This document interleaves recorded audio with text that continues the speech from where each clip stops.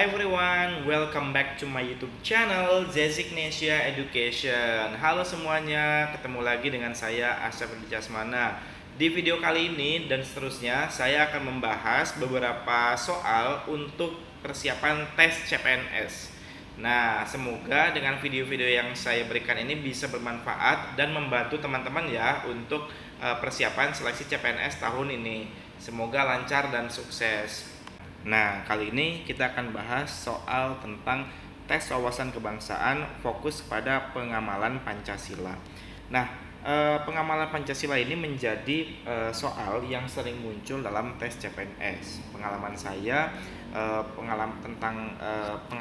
pengamalan Pancasila ini muncul beberapa kali ya. Jadi ada sekitar 4 atau 5 soal gitu kan dalam tes wawasan kebangsaan, sehingga teman-teman harus memahami dan mengerti, karena sangat disayangkan gitu kalau misalnya soal tentang pengamalan Pancasila ini salah ketika menjawab gitu. Nah, di sini saya akan memberikan tips dan trik serta beberapa hal yang harus teman-teman coba hafalkan ketika menjawab soal tentang tes pengamalan Pancasila begitu. Nah, sepintas kita membahas tentang materi tes wawasan kebangsaan gitu ya. Jadi kalau misalnya berdasarkan Permen Pan RB itu ada 5. Yang pertama ada tentang nasionalisme, kemudian yang kedua ada integritas, yang ketiga tentang pilar negara, kemudian yang keempat tentang bela negara, dan yang kelima adalah tentang bahasa Indonesia. Nah, tapi materi mengenai pilar negara ini terbagi menjadi 4 sub materi, yaitu ada Pancasila, saya singkat sebagai PBNU ya, pilar negara itu. Nah, yang pertama adalah Pancasila, kemudian yang kedua Bhinneka Tunggal Ika, kemudian yang ketiga Negara Kesatuan Republik Indonesia, dan yang keempat adalah Undang-Undang Dasar 1945 gitu. Jadi ada sekian materi ya, ada 4 sub materi dari tentang pilar negara. Nah, sebagai ketika teman-teman ingin tes CPNS itu semuanya harus dipahami gitu ya, supaya mendapatkan skor yang banyak ketika tes CPNS. Nah, ketika berbicara tentang pengamalan Pancasila, maka yang menjadi aturannya adalah butir-butir Pancasila. Nah, kalau tidak salah itu ada 45 ya, ada 45 butir Pancasila yang menjadi turunan dari setiap sila. Nah, mari kita lihat. Yang pertama adalah ketuhanan yang Maha Esa. Nah, silakan ya teman-teman bisa di screenshot ya untuk PPT yang ini gitu kan, karena ini yang menjadi landasan utama ketika menjawab tentang soal pengamalan Pancasila. Nah, ketuhanan yang Maha Esa sendiri turunannya yang pertama adalah bangsa Indonesia menyatakan kepercayaan dan ketakwaan kepada Tuhan yang Maha Esa. Kemudian manusia Indonesia percaya dan takwa terhadap Tuhan yang Maha Esa sesuai dengan agama dan kepercayaannya masing-masing menurut dasar kemanusiaan yang adil dan beradab. Nah, biasanya yang paling sering keluar yang ini nih, mengembangkan sikap hormat menghormati dan bekerja sama antar pemeluk agama dengan penganut kepercayaan yang berbeda-beda terhadap Tuhan yang Maha Esa. Jadi biasanya soalnya itu dikemas dalam bentuk soal cerita, kemudian nanti ada setiap orang yang berbeda agama, mereka bisa hidup bersamaan dan seterusnya. Maka hal tersebut sesuai dengan Pancasila, terutama sila keberapa gitu ya. Nah, lalu berikutnya ini juga di sila pertama sering keluar, membina kerukunan hidup antar sesama umat beragama dan kepercayaan terhadap Tuhan yang Maha Esa. Jadi bagaimana seseorang bisa hidup rukun gitu kan, meskipun mereka berbeda-beda agama. Lalu berikutnya agama dan kepercayaan terhadap Tuhan yang Maha Esa adalah masalah yang menyangkut hubungan antara hubungan pribadi manusia dengan Tuhan yang Maha Esa, dan seterusnya gitu. Jadi ini ada berapa ya? 1, 2, 3, 4, 5, 6, 7, 8. Ada 8 turunan dari butir-butir yang berkaitan dengan ketuhanan yang Maha Esa. Lanjut, yang kedua, sila kedua adalah kemanusiaan yang adil dan beradab. Nah, kemanusiaan yang adil dan beradab itu kadang teman-teman kalau misalnya kurang latihan itu pasti tertukar dengan sila kelima gitu kan. Kemanusiaan yang adil dan beradab sama keadilan sosial bagi seluruh rakyat Indonesia. Itu irisannya sangat tipis gitu. Nah, di sini misalnya di sini mengakui dan memperlakukan manusia sesuai dengan harkat dan martabatnya sebagai makhluk Tuhan yang Maha Esa. Kemudian mengakui persamaan derajat, persamaan hak dan kewajiban asasi setiap manusia tanpa membeda-bedakan suku, keturunan, agama, kepercayaan, jenis kelamin, kedudukan sosial, warna kulit dan sebagainya. Lalu mengembangkan sikap. Nah, ini ya, mengembangkan sikap mencintai sesama manusia, mengembangkan sikap tenggang rasa dan tepak selera. Kemudian berikutnya mengembangkan sikap tidak semena-mena terhadap orang lain. Kemudian menjunjung tinggi nilai-nilai kemanusiaan. Nah, ini yang sering muncul ya. Nanti kita perhatikan, tidak semena-mena terhadap orang lain. Artinya di sini termasuk melakukan pelecehan, kemudian membunuh dan seterusnya, itu termasuk semena-mena terhadap orang lain. Lalu berikutnya menjunjung tinggi nilai-nilai kemanusiaan, gemar melakukan kegiatan kemanusiaan, kemudian berani membela kebenaran dan keadilan. Kemudian bangsa Indonesia merasa dirinya sebagai bagian dari seluruh umat manusia. Nah, ini juga sama ya. Ini sering muncul. Lalu mengembangkan sikap menghormati dan bekerja sama dengan orang lain. Nah, silakan teman-teman coba buat keywordnya sendiri gitu kan, supaya mempermudah gitu kan keyword yang ada di sila kedua ini. Itu harus dibuat secara mandiri. Sila ketiga, Persatuan Indonesia. Di sini turunannya mampu menempatkan persatuan dan kesatuan serta kepentingan dan keselamatan bangsa. Nah, dan negara sebagai kepentingan bersama di atas kepentingan pribadi. Nah, ini ya, menempatkan kepentingan negara bersama di atas kepentingan pribadi. Lalu sanggup dan rela berkorban untuk kepentingan bangsa dan negara apabila diperlakukan. Biasanya ini konteksnya para pegawai gitu ya. Jadi mereka lebih memilih tugas-tugas negara untuk berkorban untuk tugas negara. Lalu mengembangkan rasa cinta tanah air kepada tanah air dan bangsa. Kemudian yang berikutnya mengembangkan rasa kebanggaan berkebangsaan dan bertanah air. Nah, lalu memelihara ketertiban dunia yang berdasarkan kemerdekaan, perdamaian abadi dan keadilan sosial, mengembangkan persatuan Indonesia atas dasar Bhinneka Tunggal Ika dan memajukan pergaulan demi persatuan dan kesatuan bangsa gitu. Nah, itu ya. Jadi ini merupakan sila ketiga. Sila keempat. Nah, sila keempat ya fokus kepada musyawarah gitu ya, kerakyatan yang dipimpin oleh hikmah kebijaksanaan dalam permusyawaratan perwakilan. Nah, di sini sebagai warga negara dan warga masyarakat, setiap manusia mempunyai kedudukan, hak dan kewajiban yang sama. Tidak boleh memaksakan kehendak orang lain. Biasanya soalnya tuh ketika rapat, seorang ketua memaksakan orang lain untuk dapat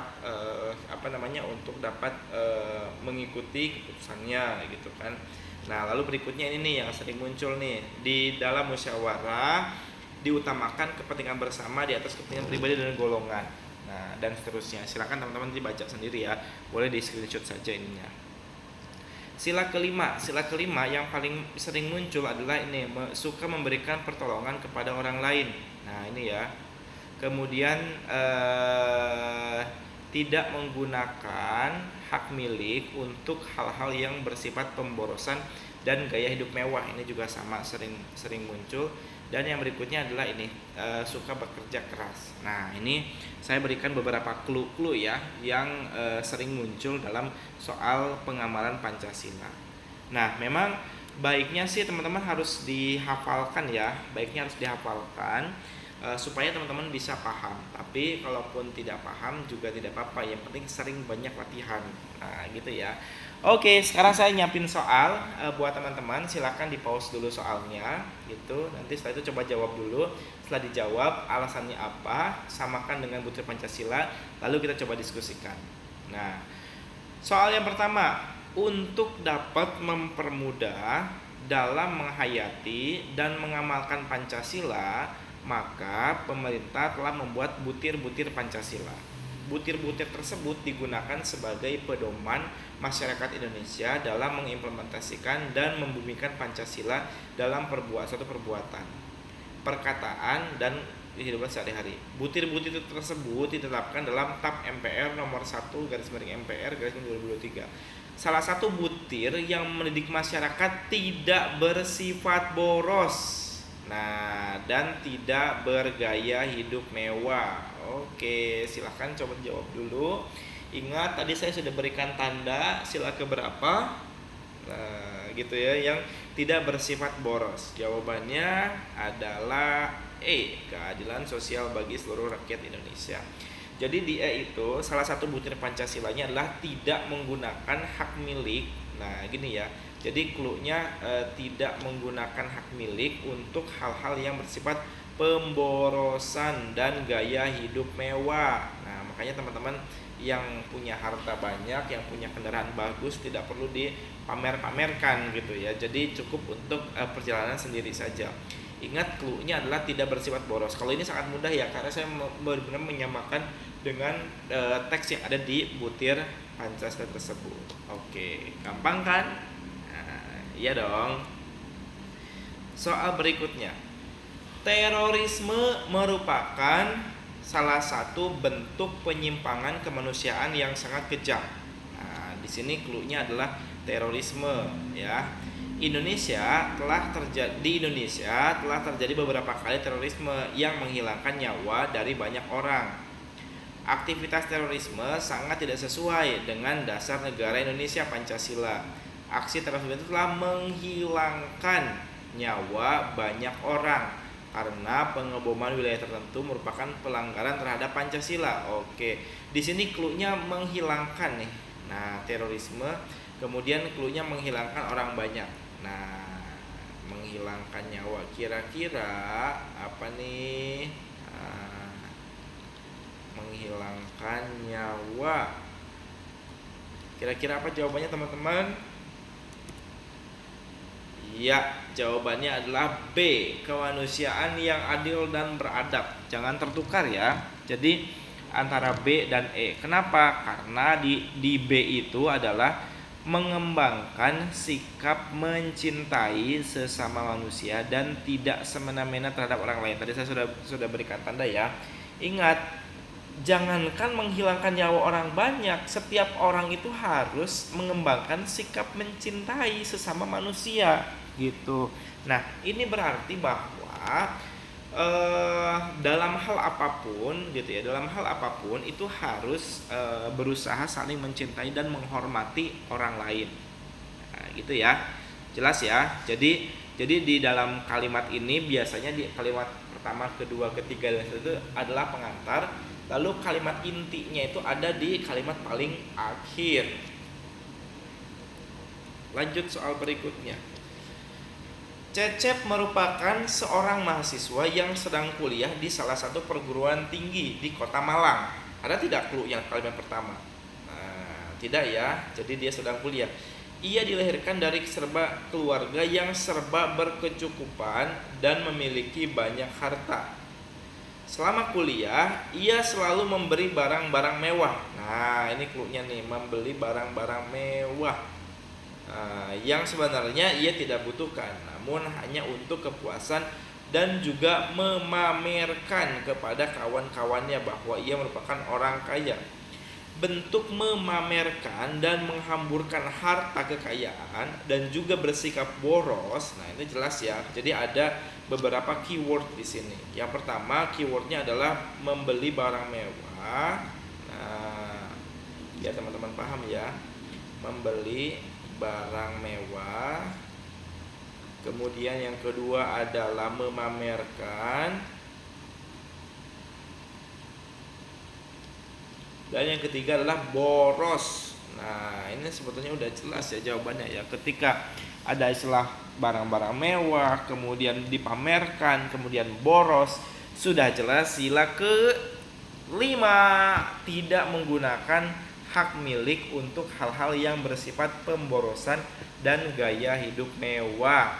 Nah, ini ya. Jadi ini sila ke-5 ininya butir Pancasilanya. Jadi sebetulnya untuk materi soal tes wawasan kebangsaan ini teman-teman harus menyesuaikan dan kembali kepada butir-butir Pancasila. Nah, intinya gitu ya.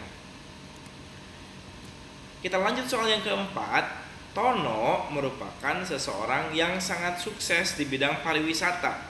Kalimat pertama ada clue tidak? Sukses di bidang pariwisata. Tidak ada ya. Dalam beberapa tahun terakhir, Tono telah memiliki beberapa toko cabang yang berada di kota di Indonesia. Oke. Suatu saat Tono bertemu dengan teman SMA-nya yang bernama Iwan. Nah, Iwan ini baru saja mendapatkan pemutusan hubungan kerja di perusahaannya karena dampak pandemi. Oke, bertemu Iwan. Lalu di sini Iwan ini baru saja di PHK gitu kan. Sebagai bentuk kemanusiaan dan persahabatan, Tono menawarkan pekerjaan kepada Iwan untuk dapat bekerja di salah satu cabang yang baru dibuka. Oke, jadi clue-nya adalah menawarkan pekerjaan gitu. Menawarkan pekerjaan karena di awal-awal itu tidak ada clue-nya ya. Jadi menawarkan pekerjaan, maka di sini tadi ada dong saling sikap saling menolong kayak gitu. Jawabannya adalah keadilan sosial bagi seluruh rakyat Indonesia. Kenapa Karena di itu ada butir suka memberi pertolongan kepada orang agar dapat berdiri sendiri. Nah, jadi konsep tadi memberikan bantuan kepada Tono itu sama saja dengan konsep memberi pertolongan kepada orang lain agar dapat berdiri sendiri. Nah, gitu ya. Oke, jelas ya. Mudah-mudahan jelas. Soal yang kelima. Yusuf merupakan salah satu warga yang masyarakat sebuah desa yang ada di Jawa Barat. Pada masyarakat tersebut terdapat suatu program yang bernama Jumsih atau Jumat Bersih. Udah ketahuan sampai sini? Udah ada keyword? Belum. Setiap warga termasuk Yusuf berpartisipasi dalam kebersihan lingkungan masyarakat. Oke, di sini sudah ada clue ya. Kebersihan lingkungan masyarakat mulai dari membersihkan area sekitar rumah hingga fasilitas umum yang terdapat pada lingkungan desanya.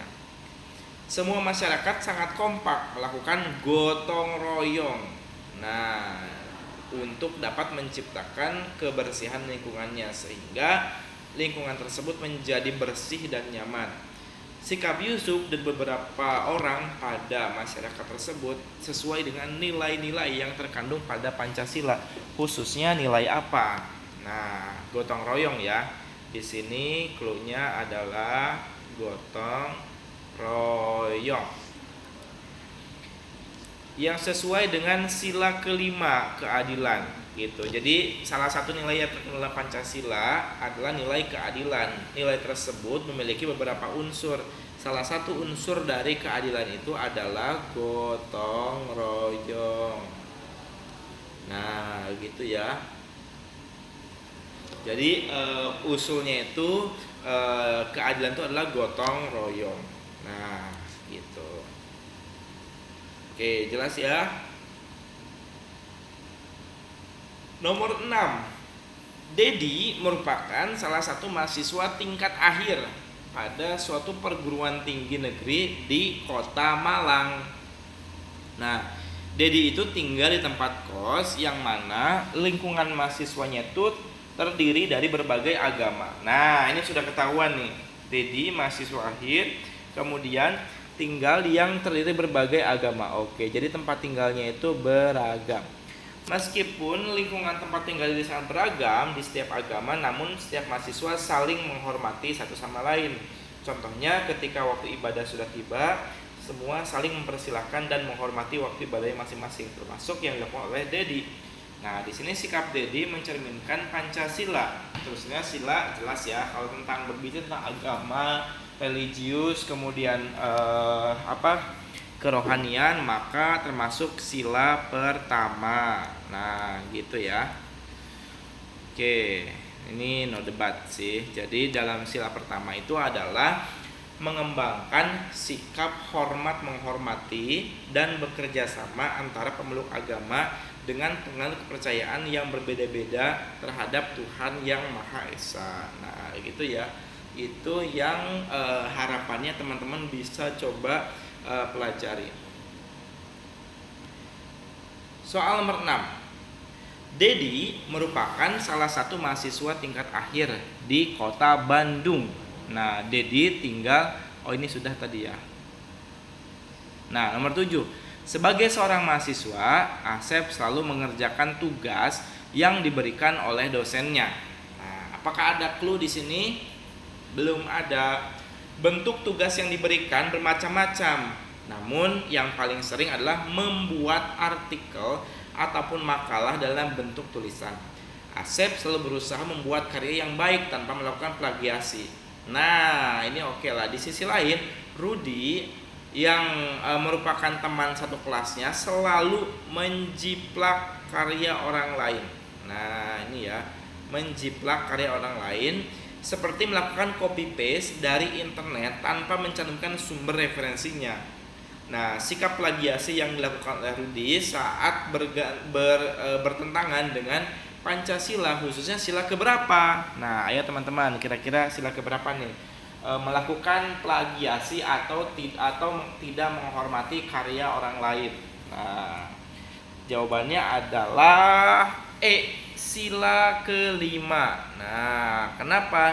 Karena dalam sila kelima itu adalah terdapat salah satu butir yang mengatakan suka menghargai hasil karya orang lain, kayak gitu. Lah, kalau misalnya ini sering plagiasi ya bukannya suka, dia tidak menghargai gitu. Jadi kita harus suka menghargai karya orang lain dengan cara tidak melakukan plagiasi atau melakukan citasi dari karya tersebut gitu. Oke, nomor 8. Anthony Sinisuka Ginting merupakan salah satu atlet badminton terbaik di Indonesia. Nah, ini soal-soal tentang atlet begini sering keluar ya. Sebagai seorang warga negara Indonesia dan fokus pada bidang olahraga, Anthony bekerja keras untuk dapat mengharumkan nama baik Indonesia. Salah satu prestasi yang pernah diraih itu adalah memperoleh medali perunggu pada Asian Games 2018 dan juga medali perunggu pada Olimpik 2020. Nah, sikap rela berkorban dan berusaha untuk kejuaraan tersebut. Nah, intinya ada di sini ya. Intinya adalah sikap rela berkorban gitu kan, dan berusaha untuk kejuaraan tersebut sesuai dengan Pancasila, terutama sila keberapa nih rela berkorban? Sila ketiga, Persatuan Indonesia. Kenapa? Karena dalam sila ketiga itu ada sila yang mengatakan butir yang mengatakan sanggup dan rela berkorban untuk kepentingan negara dan bangsa apabila diperlukan. Nah, gitu ya. Lanjut, Doni merupakan pengurus RT di lingkungan rumah tempat tinggalnya. Dalam kepengurusan RT tersebut terdapat beberapa kebijakan dan keputusan yang dibuat oleh pengurus dengan tujuan mencapai tujuan bersama gitu. Nah, dan mewujudkan lingkungan yang aman dan nyaman. Dalam proses pembuatan kebijakan tersebut, Doni selalu ikut bermusyawarah terhadap suatu permasalahan yang dihadapi sehingga tercapailah mufakat baik antar pengurus maupun warga RT. Sikap yang selalu mengutamakan musyawarah untuk mufakat adalah, itu sila keberapa nih musyawarah? Jelas ya, kalau bicara tentang musyawarah, rapat, itu sudah pasti sila keempat, karena ada pernyataan mengutamakan musyawarah dalam mengambil keputusan untuk kepentingan bersama. Oke, soal yang terakhir adalah PR teman-teman. Silakan teman-teman screenshot soal ini lalu jawab. Ini adalah termasuk Pancasila sila keberapa gitu. Jadi Yusuf merupakan tentara nasional Indonesia. Pada suatu hari Yusuf memperoleh tugas dari negara untuk dapat memberi pengamanan khusus ke luar negeri, khususnya ke negara-negara yang sedang konflik dan perang. Yusuf menerima tugas tersebut dengan semangat demi mensukseskan misi kemanusiaan dan tugas negara. Sikap Yusuf dalam menerima tugas negara tersebut mencerminkan Pancasila, terutama sila keberapa. Jangan lupa juga cantumkan kalimat butir-butirnya. Silahkan jawab di komentar. Nanti jawabannya akan saya jawab di TikTok saya @aseprudy.c. Silahkan ya follow juga TikTok saya dan juga Instagram @zezignesiaeducation. Oke, itu saja. Kalau teman-teman ada topik lain yang ingin dibahas, silahkan komentar di bawah. Nanti saya coba akan menyesuaikan topik PWK apa yang paling susah. Nanti saya akan coba bahas. Oke, good luck. Semangat belajar. Semoga sukses, lancar untuk seleksi CPNS 2020.